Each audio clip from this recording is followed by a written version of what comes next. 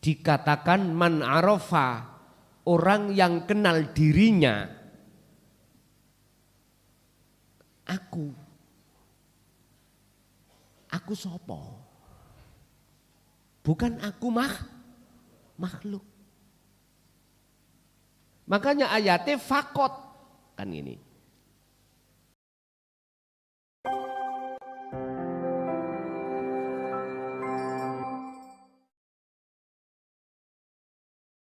Aku Allah batin.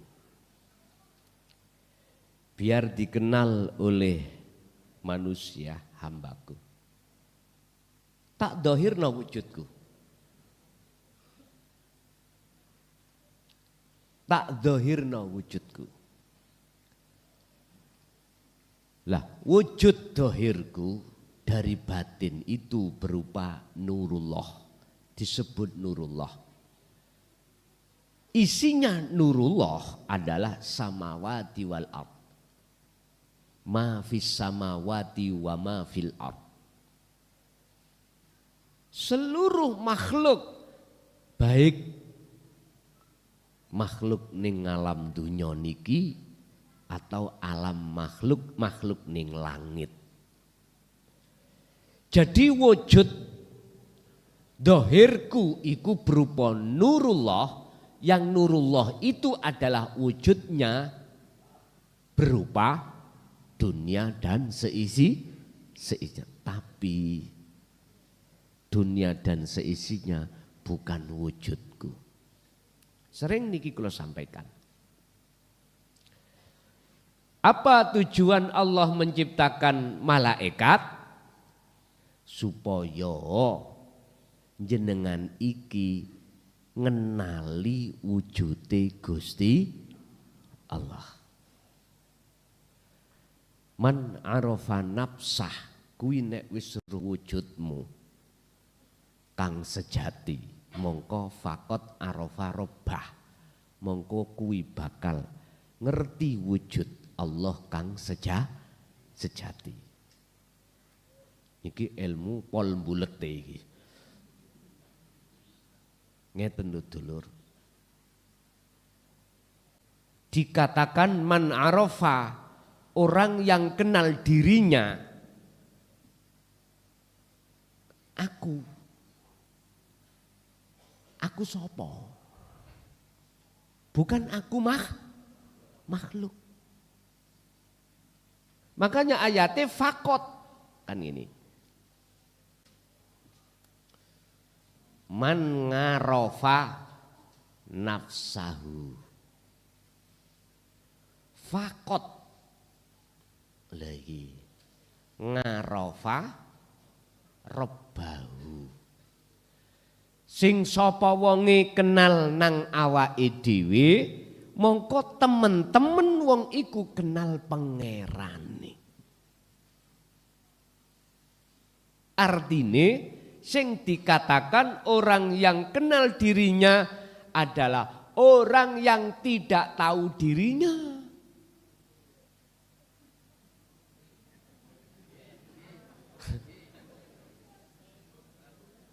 Gus, sampean SD kok gak lulus.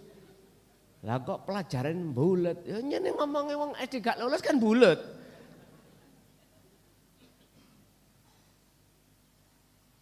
Ahli tahqiq mesti mboten bingung niki. Ngeten dulur. Orang yang tidak kenal dirinya itu karena dirinya sudah tiada. Jelas? Akhirnya nyata wujud asline siapa? Sinten siapa? Arafa robbah sing disebut pangeran mang. Kalau di dalam Al-Qur'an itu mengatakan ini anallah, sesungguhnya aku iku Allah. La ilaha illa ana, tidak ada Tuhan yang wajib disembah kecuali aku. Berarti la ilaha illallah geser. La ilaha illa huwa geser. La ilaha illa anta terlewati. tinggal la ilaha illa ana. Nek disimpulke man arafa nafsahu faqad arafa rabbahu, sing madhep, sing ngawang, sing weruh, sing makrifat terhadap Allah itu Allah sendiri. Lah ngoten lho. Bapak Ibu, karepe iku ana kono tapi dibuletno sih. Mboten dibuletno, diproses. Diproses. Jadi maksud Allah menciptakan makhluknya termasuk malaikat semata-mata untuk mengetokno nyatane wujude Allah itu sendiri. Prosesnya ben dikenal hambani. Nek wis telas prosesnya nyatakno wujude Allah sendiri pada dirinya sendiri. Wis ndas kula tambah pecah ngetutno sampean. Aku harus balik-balik ngomong, nek gawe kopi ku ojo wencer ngene iki, sing kentel. Iki mang kopine setengah sendok, banyune sak timba yang kaya pokok ireng ngono wae ngo.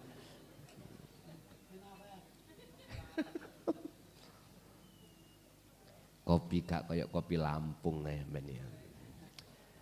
Tahu rasane kopi Lampung men. Yayane Gus teko Lampung. Lho nggih Pak. Bareng ngombe kopi langsung dangak-dangak.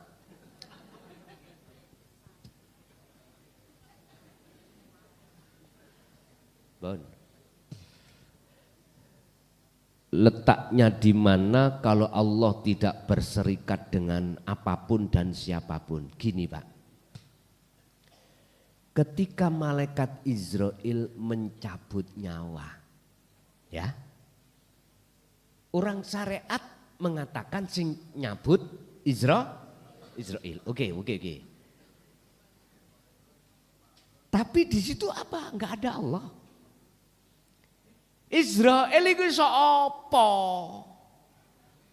Ora iso apa-apa, padha ambek kita semuanya itu. Enggak iso apa-apa. Sifat asline lho nggih. Sifat asline. Sifat aslinya kita makhluk, bah Israel, bah kita manusia, siapapun. Ora iso apa-apa.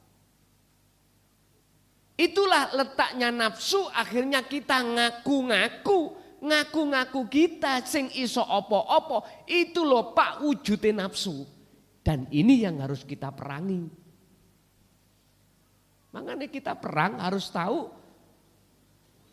mungsuh. Umumnya kita ngomong nafsu itu kayak sing dadu nafsu itu. Ngoten nggih?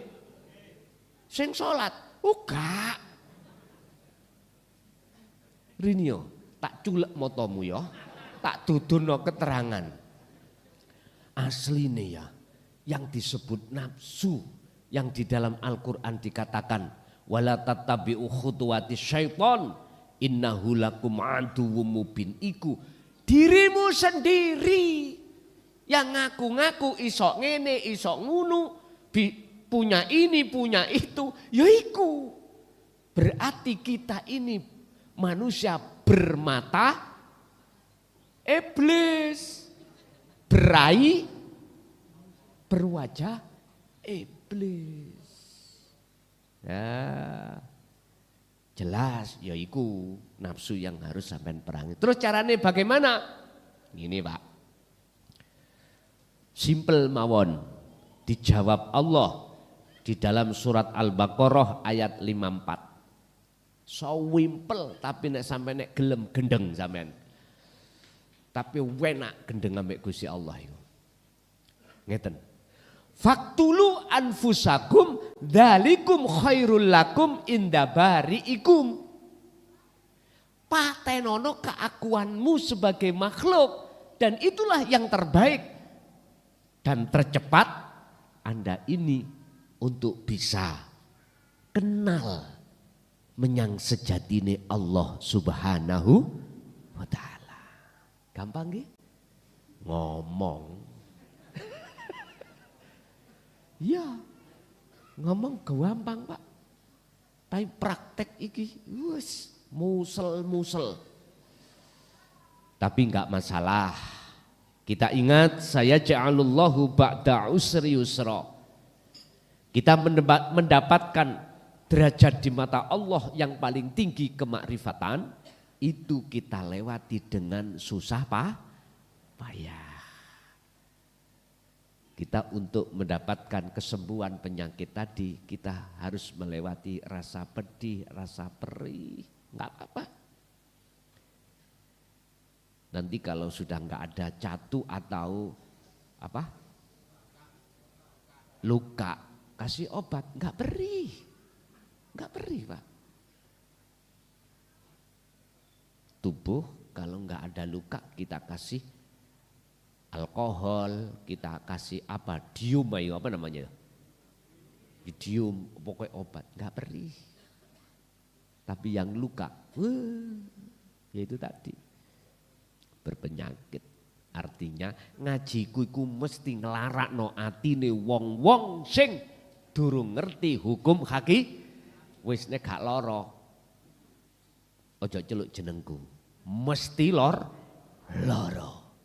Lho gitu. Masalahe awak dhewe pernah kelar. Sampe niki ya pernah kelaran kok yoan. Iki ada jamaah memang mengatakan awalnya itu apa?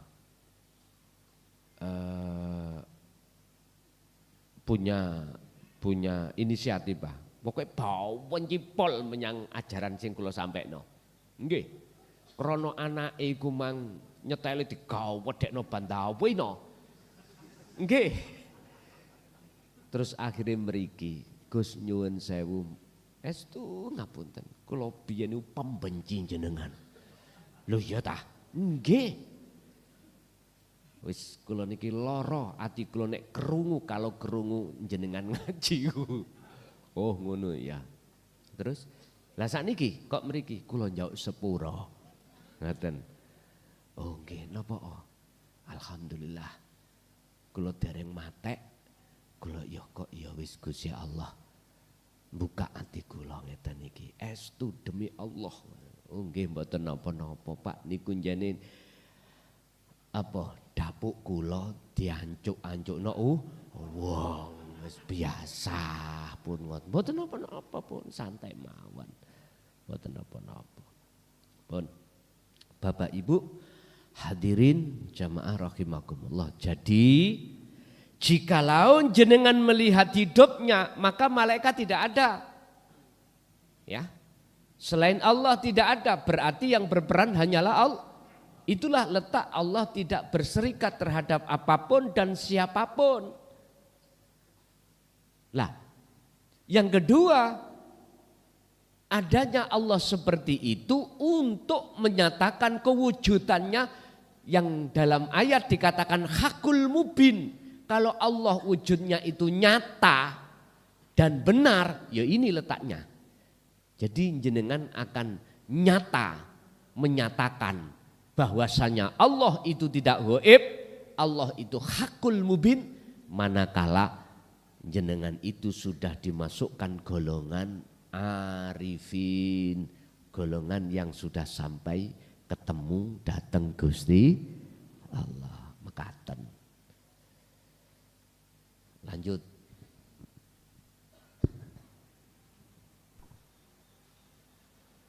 Assalamualaikum warahmatullahi wabarakatuh, Gus. Saya ingin bertanya, tapi pertanyaan saya pengen dirangkum jadi puisi, boleh gak, Gus? Puisi? Oh nggih, monggo. Terasa berat untuk terhubung. Semua melampirkan dendamku, bahkan derita. Huruf hidup adalah inspirasi, ocehan, dan sanjungan semua terawasi. Inikah yang indah, inikah cinta. Polemik ketika kesadaran adalah langkah jiwa. Hardikan adalah masukan berarti untuk memilih antara bahagia atau kecewa. Oke, sampun Gus. Itu termasuk unek-unek kula Gus. Ora enek pitakon? Mboten. Tidak ada pertanyaan? Pertanyaan saya rangkum jadi puisi itu Gus. Hah? Pertanyaannya puisi itu. Oke, saya rangkum jadi puisi itu Gus. Intinya pertanyaan dalam puisi langsung mawon. Oke. Ya antara bahagia dan kecewa itu Gus. Pak ojo ngremeng, Pak. Kesadaran jiwa gitu Gus. Jiwa? Kesadaran jiwa. Oke, oke. Oh, ngoten. Pun. Wa idh qala Musa liqaumihi ya qaumi innakum dolamtum anfusakum bittikhadikumul ijlah. Kesadaran jiwa atas semua apa yang kita lakukan sebelumnya itu kelebu zalim. Ini yang dimaksud kesadaran jiwa. Di detik-detik mana? Di detik-detik Anda ada rasa cinta pada Allah. Ada rasa cinta pada Allah. Nah, ketika cinta, ada rasa cinta mahabbah dirimu pada Allah, secara otomatis sebelumnya itu ada satu kesadaran jiwa bahwasanya kita sebelumnya itu selalu berbuat jahat, dolim pada Allah. Bentuknya apa? Bittikhadikumul ijlah.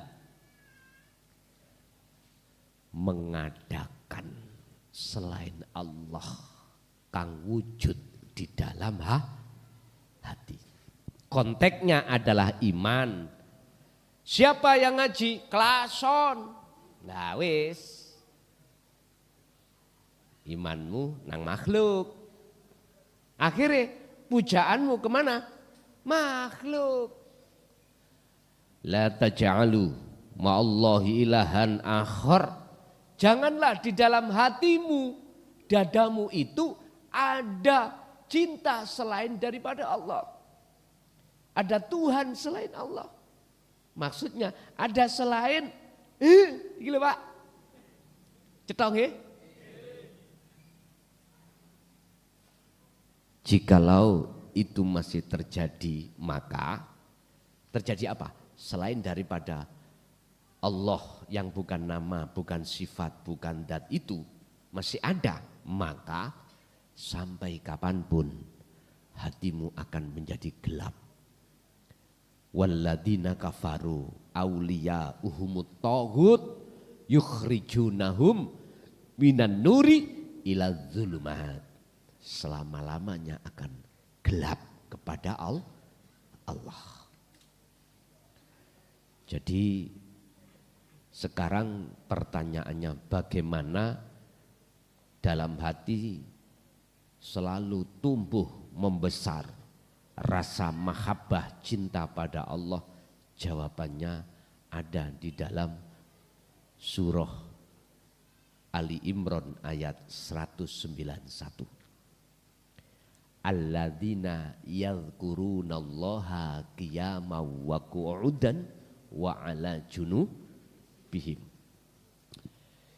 Ketika Anda berdiri, duduk, bahkan berbaring, tetap beliau-beliau para kekasih Allah dari unsur Nabi dan Rasul dan para wali, dan diteruskan tabi'ina solihin, guru-guru akhirat kita, selalu menjadikan waktu demi waktu tersebut hatinya berzikir. Artinya berzikir ingat, artinya ingat sadar lewat rasa dalam hatinya, rasa rumangsa bahwasanya semua yang wujud hanyalah Allah. Oh, titik. Ibu sekarang Bapak pray dulu, gantian.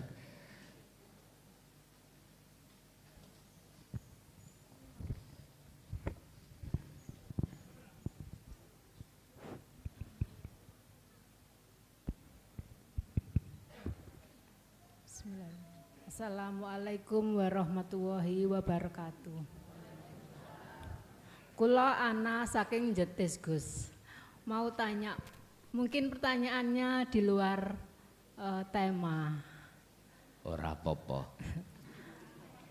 Bagaimana pandangan hakikat tentang karma dan reinkarnasi? Gitu nggih? Nggih. Nggih. Matur suwun. Assalamualaikum warahmatullahi wabarakatuh. Waalaikumsalam warahmatullahi wabarakatuh. Dulu ya. Kita diisaroi oleh para rama terkait karma dan reinkarnasi. Beliau sabdane ngeten. Beliau bersabda ngeten. Sapa sing nandur ya kuwi sing menuai.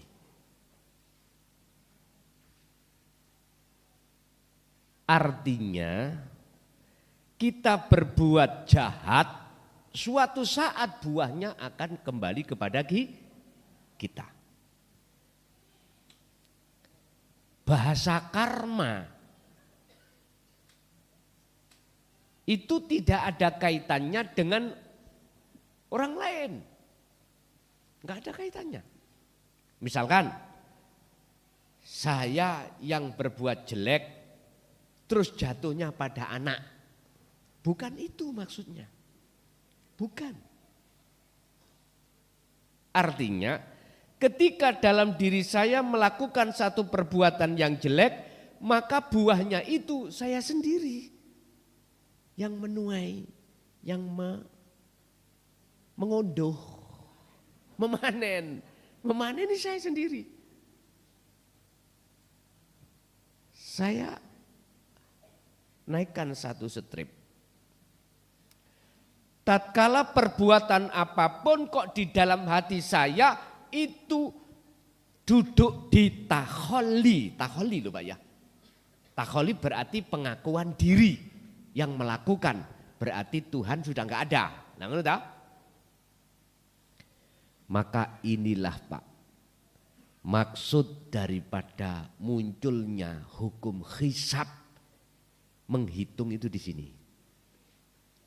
Dihisab. Makanya jelek ya dapat jelek, baik ya dapat baik, bahasa syariat seperti itu.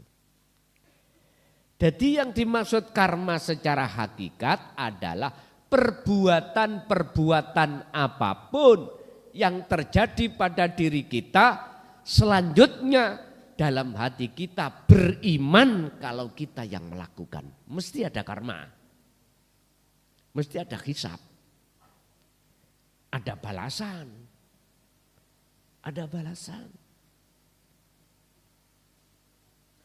Dan kembali kepada diri kita. Bapak Ibu, mohon maaf, kecuali jenengan ini sebelum yang namanya buah itu datang, Anda taubat baru. Inilah laksana Anda menanam satu pohon, sebelum berbuah pohonnya kamu tebas. Otomatis buahnya tidak akan.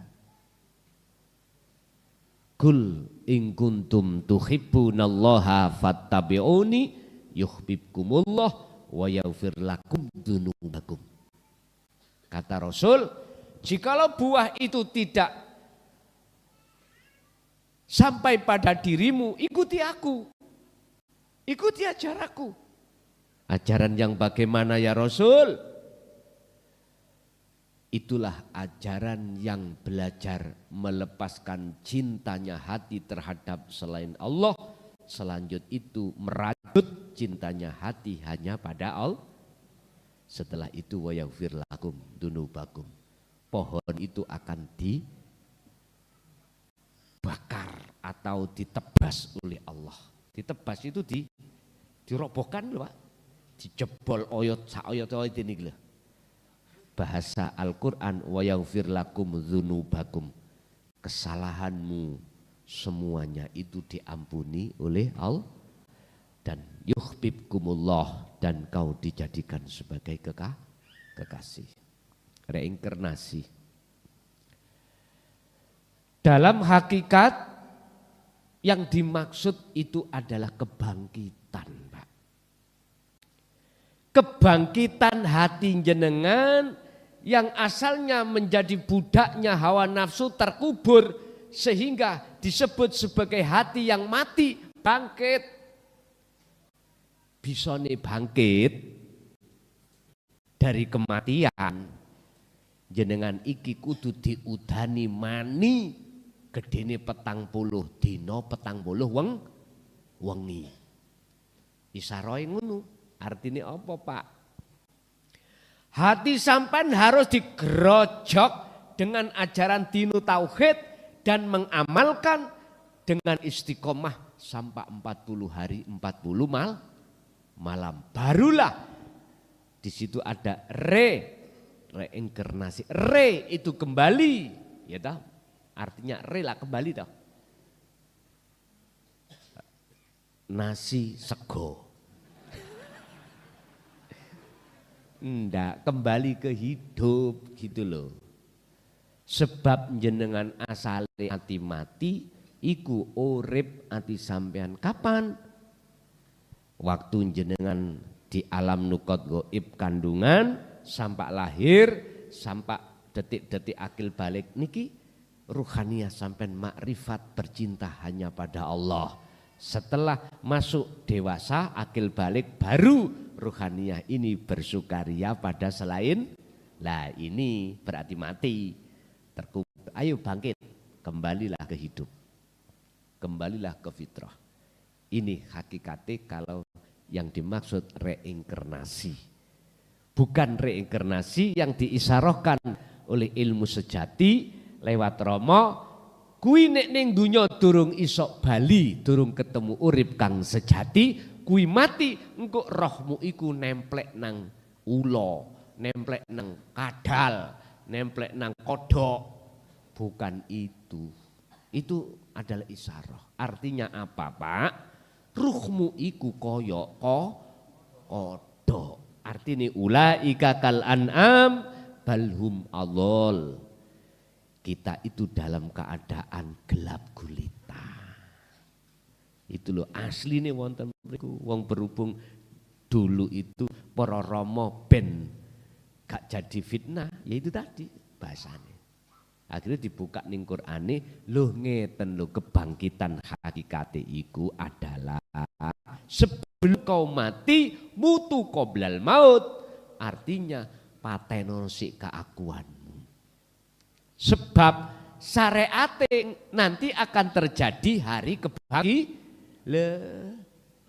berarti mereka yang dibangkitkan nanti setelah kematian berarti waktu ning dunya belum ada ngeten Mbak. Apa mungkin wong waras sehat dilebokno rumah sakit? Masih otak rumah sakit tuh maglong pinggir rembong asine jos. Jelas jenengan sing sehat gak kepingin. Gitu. Sing dilebokno yang dimasukkan rumah sakit iku wong teler-teler. Yaitu wong sakit. Jikalau wong sehat dilebokno dimasukkan kepada rumah sakit berarti sing nglebokno iku wong gendeng, wong sehat kok dilebokno nang rumah sakit. Makanya iku isyarah orang yang masuk pada rumah sakit berarti tetanda orang ini sakit. Sakit dipahami? Nggih. Ibu lagi Ada. Menawi wonten nek ra ono tak tutup wis. Sing tulisan mang lho. Dos pundi? Estu Pak kula mboten krungu kupingku.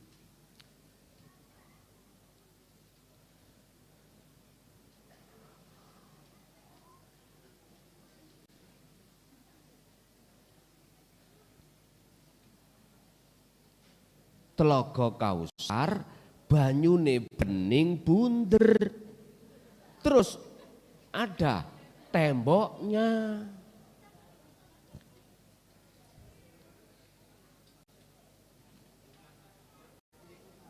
Mungkin sing jelas saged bisiki kula utawa nangane mik. Nggih. Saya coba nika dibaleni.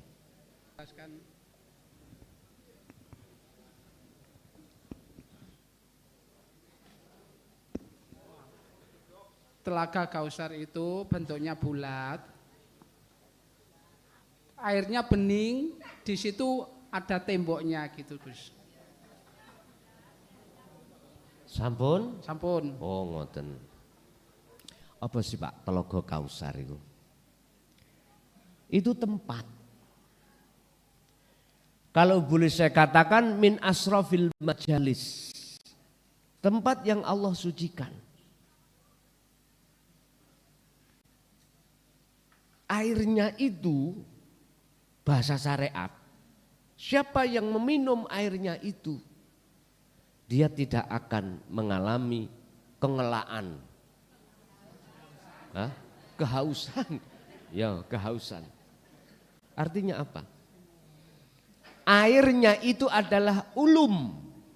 Ulum jamak dugi ilmu.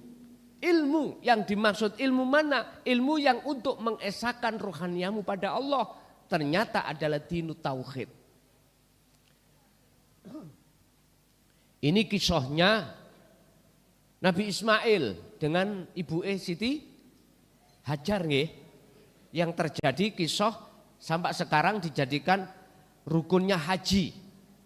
Yaitu sa'i, gitu. Min sofa wal ke Marwah 7 kali. Artinya apa? Ketika beliau Siti Hajar melahirkan Nabiullah Ismail, hanya satu yang dicari adalah air. Maksud dan tujuannya untuk mensucikan kotoran. Akhirnya beliau lari pergi dari Gunung Sofa ke Gunung Marwah sampai 7 kali dan dijadikan sebagai syariatnya umat Islam haji sebagai rukun. Rukun sahnya haji termasuk adalah sa'i. Bapak Ibu, ternyata airnya ada di bawah telapak kaki Sayyidina Nabi ternyata Pak, gak ada di hatimu. Telaga Kausar iku. Berhubung tidak tahu, lah iki. Mengapa kita anggap jauh? Mengapa kita tidak tahu? Karena memang ya belum tahu. Lah ngoten sih nggih. Mengapa tidak tahu? Padahal itu dekat. Karena memang tidak tahu. Barulah dikasih tahu. Artinya apa? Walladzi arsala rasulahu bil huda wa dinil haq, aidinu tauhid. Allah mengutus utusannya Rasulullah Muhammad membawa hidayah dan agama yang bertauhid. Yang sekarang diteruskan tabi'ina sholihin. Sudah digali ilmunya sampai muter-muter, ternyata ma'ul hayah yang disebut air telaga Kausar itu adalah ilmu yang mendidik hati kita untuk mengesahkan pada Allah. Sebab sebelum kita mengesahkan Allah, Allah itu kita terko banyak Pak. Banyak. Rupane ya akeh, ana sing rupa lanang, rupa wedok, ya. Rupa anak, rupa jabatan, rupa pangkat, rupa sandang pangan, bisa pirang-pirang. Wis ahadno, sebab kul huwallahu ahad. Harus diahadkan. Bapak Ibu hadirin jamaah rahimakumullah. Mengapa harus ada tembok? Supaya gak dicolong ahli hijab. Artinya apa Pak? Tembok itu, barzah itu gak bisa dirobohkan. Iya Pak, kalau tembok-tembok seperti ini sama perkul bisa. Artinya apa tembok itu? Tidak ada yang bisa mengambil untuk meminum air telaga Kausar itu kecuali hamba Allah yang dikehendaki.